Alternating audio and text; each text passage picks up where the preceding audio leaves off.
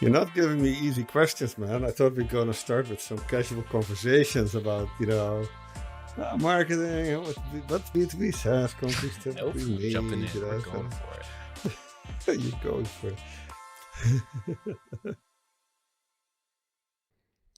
Welcome to episode 38 of B2B SaaS Marketing Snacks. This is Mike, and today we are talking about situational awareness as a go-to-market leader.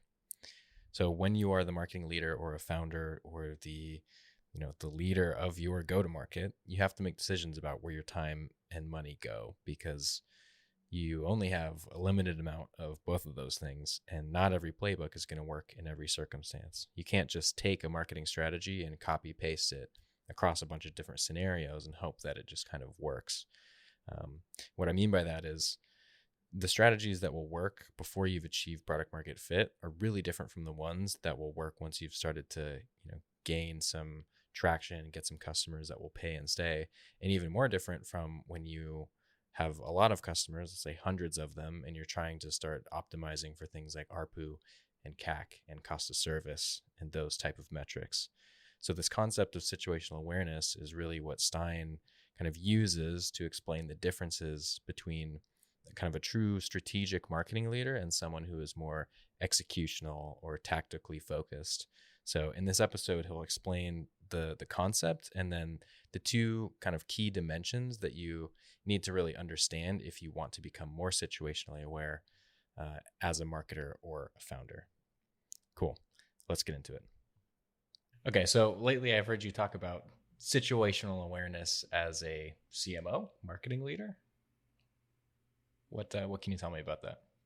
Yeah, Mike, as you know, when we published T2D3, we had two specific concepts that we used to think about maturity of the company, the business that you're trying to do marketing for. One was the maturity of your own solution and your own company. That's really the foundation of the structure of the book, right? You see it also in the poster here on the wall. You go from getting to MVP to then product market fit, scaling up to T2D3 growth, and at some point getting to profitability, get to 100 million ARR. That's one dimension. And then the other dimension is how mature is the market that you are in or that you're trying to enter, right? And we use the crossing the chasm model. We have some other ways to think about maturity of the market, because it will change your go-to-market strategy so dramatically, right? Both where you are yourself, have you reached product market fit or not? And then the other dimension, how mature is your category?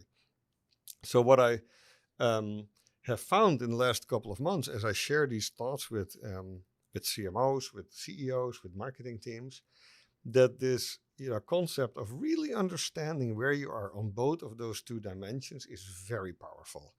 It is very powerful to question, to challenge whether certain things are worth doing, to double down in areas where you may not have thought you had to invest, to be ready to invest in a specific area because, for example, a category is young and you have to educate the market, and to know that you have to, and sort of make sure that you understand what that lift will be before you commit to a certain go-to-market strategy. It's been very, very interesting to have those conversations, and people really gravitate to the topic. So I've now kind of combined those two axes, both your company maturity and the category maturity.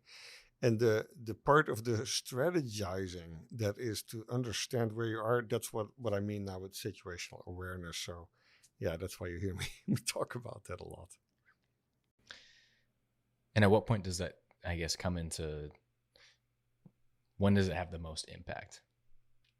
Like, when does situational awareness count the most? Yeah.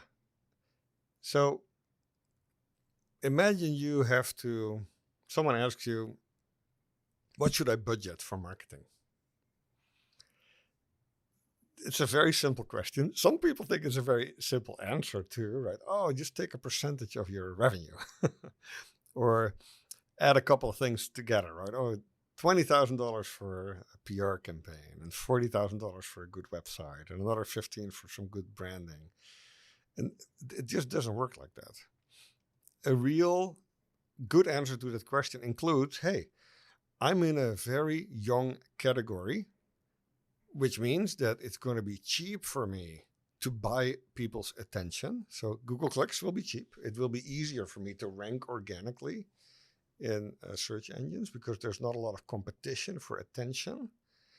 But if the category is young, or the category might not even exist, we're making the market, we're creating the category. You also have to invest in that, right? You'll have to do more work to educate people on the problem that you're solving for, to make people problem aware, to maybe coin certain terminology in a way that people understand what it means, so that they can understand what you do. That is costly, right? So when you ask the question, hey, how much marketing budget do I have? Understanding what that market maturity is really important. The second one is, how mature are you? And this is back to the baseball analogy that we use in T2D3. Are you still getting to MVP, to minimum viable product?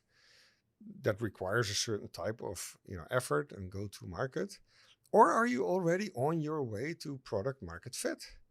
Are you past that milestone? Are you at a place where you know what your beachhead is, which means you now understand where to pour more gasoline on the fire, right? What marketing initiatives you can use to grow. When you are a marketing leader, one of the first questions you try to answer is, what is my ICP? What's the ideal customer profile? What type of customers do I want more of? If you don't have product market fit, it's hard to answer that question, right? So which then means that you cannot really go answer your budget question with, oh, I'm going to invest in this marketing campaign, or I'm going to invest in this initiative based on this ideal customer profile where I think I can find more of those, etc. You don't really have an answer to that question. Another very important part of that situational awareness question is, how does your customer fit your go-to-market ambition? If you have a relatively low average contract value, Mike, if your customers are only buying maybe $1,000 worth of product or service from you on an annual basis. Let's say your ARR per customer, often called ARPU, or ACV, average contract value, is say between maybe $1,000 and a couple $1,000. You cannot really afford to do traditional marketing and buying clicks. It's just too expensive. You can certainly not afford a sales force, right? That is just far too expensive. So you end up having to either do what's called product-led growth, right? To figure out a way to get growth from your existing customers who find others, the product itself, driving that type of sort of flywheel momentum. Or you have to find some kind of a partnership where the marketing and sales job is basically done by someone else, right? And maybe you give up margin for that. But if you are the marketing leader and you come into a new company, understanding the limitations that you will have and what type of go-to-market you can deploy is really important. And that's that situational awareness. So understanding based on ACV, what type of go-to-market your business model can bear, and what can it afford? And then understanding where you are in sort of this journey in the different maturity stages of your company. And we have a lot of other details in the book that you could use to determine that, some of these questions.